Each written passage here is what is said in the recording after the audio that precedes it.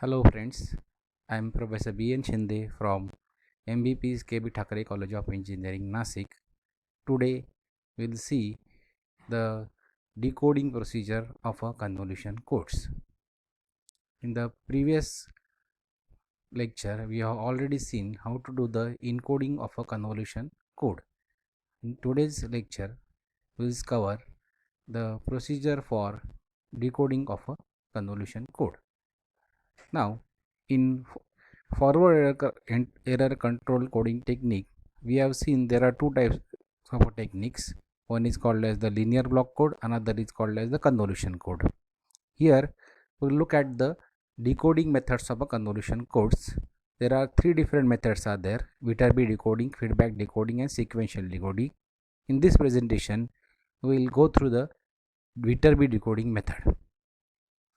Now it is a part of maximum likelihood decoding method. Maximum likelihood decoding means finding the code branch in the code trellis that was most likely to be transmitted, and based on calculating the Hamming distances for each branch we are forming the entire code word. The most likely path through the trellis will maximize this metric. Now ML algorithm is too complex to search all available paths. So Viterbi algorithm performs the ML decoding by reducing its complexity, eliminate least likely trellis path at each transmission stage, and reduce decoding complexity with early rejection of unlike paths. Viterbi decoding algorithm gets its efficiency by concentrating on survival paths of the trellis. Now, before going through the complete decoding procedure, we will see what happens at the transmitter side and what will happen at the receiver side. At the transmitter side, I have taken the message M equal to 1110.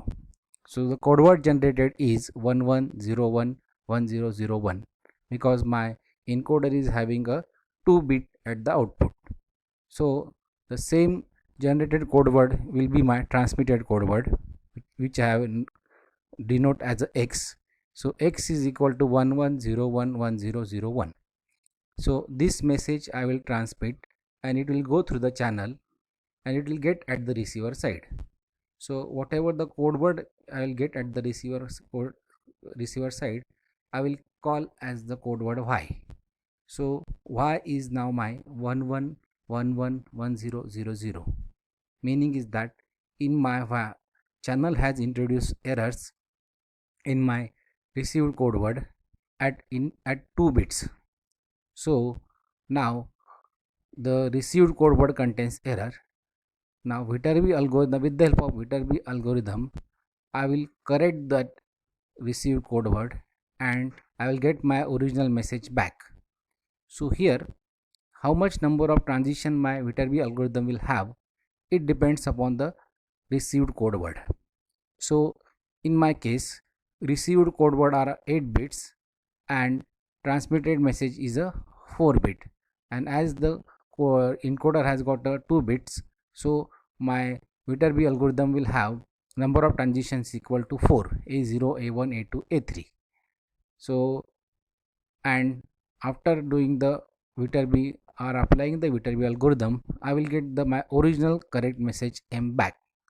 Now for example, we have considered the convolution encoder 2, 1, 2, where I will give 1110 as a message input, and at the output I will get x1 and x2 are the two outputs.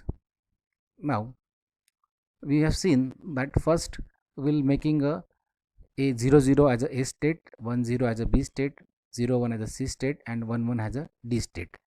Now we are drawing first state transition diagram, which consists of input, present state, next state and output. So present, there will be 4 present state, 0 0, and for each present state I will consider once the input 0 and once the input 1. So I will have a total 8 combination of present states, and I'll name it as a 00 as a. So 0 1 0 0 and 0 1 1 0 1 1 0. In this way I will have a M0 as a input, present state as a M1 M2, and I will have a next state. as we have already seen in the previous lecture, that here in next state m1 is simply getting replaced by the input m0, means whichever the inputs m0 have got bits, those will be copied as it is in a next state m1, as well as whatever the next state m2's bits, those are nothing but the present state m1's bit, so we'll copy them as it is. And we have already seen how to calculate the x1 and x2. x1 in x2 is nothing but the x1 is XORing of m0, m1, m2. Only we'll have to remember that while doing the calculations, we'll have to take the input and present states bits to find out this calculation. For example, for A state, if the input has got 1, transition is from A to B with the output 1 1. So how this one comes first? x1 is nothing but m0 XOR of m1 XOR of m2. So m0 is 1, m1 is 0 and m2 is 0. So 1 XOR of 0 XOR of 0 is 1. So in this way we will complete this table. And the most important diagram is nothing but a state transition diagram, which is useful for us in drawing the Viterbi's decoding algorithm. Here we'll have to remember that if the input is 0, it is shown by the straight line, and if the input is 1, it is shown by the dotted line. So state transition diagram will have got 3 parts.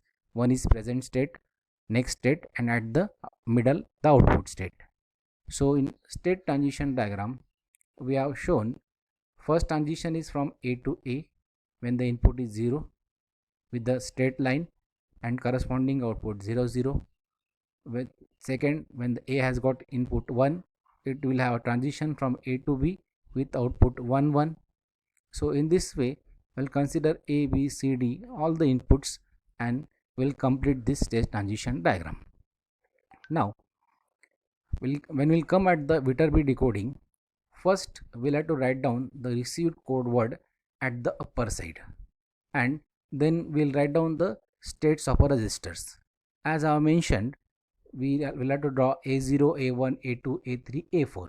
So and we'll see for one transition how to draw the or how to do the various calculations.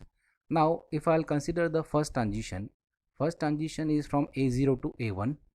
So I will show it by the straight line along with its output 0 0, and when A0 has got one input, it will go to the B1 with output 1 1. Now these outputs of A0 to A1 I'll have to compare with the upper received code word 1 1, and I'll have to find out the Hamming distance between these two, which I am also calling as a metric. So in first case, from A0 to A1 transition, Hamming distance is 2, so I will write down that it 2 on the upper side, as well as for A0 to B1 my transition is 1 1 and Hamming distance is 0, so I will note it as a 0. So similarly, after this first transition I will go for the second transition T1. In second transition I will take or I will consider all the inputs A input, B input, C input and D input when they have got a 0 input, when they have got a 1 input, and I will show their transitions in my second column. So first is A1 to B2, A1 to A2, A1 to B2, then B1 to C2, B1 to D2. So as I have seen in my state transition diagram, same thing I will draw over here, and whichever is the received code word at the upper side, I will compare all the outputs with that received code word and note down the Hamming distance of each in front of my output.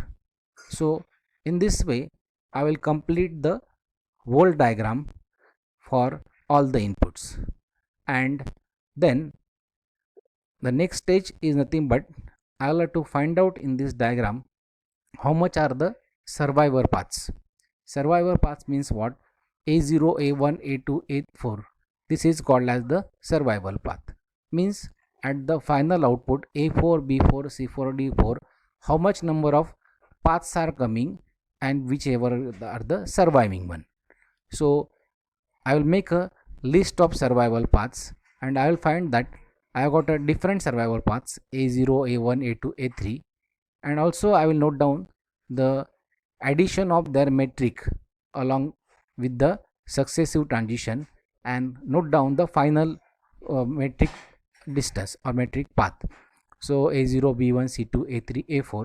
So in this way I will enlist all the survival paths, and whichever the survival path is having a minimum metric distance, that metric distance path I will select as a maximum likelihood path.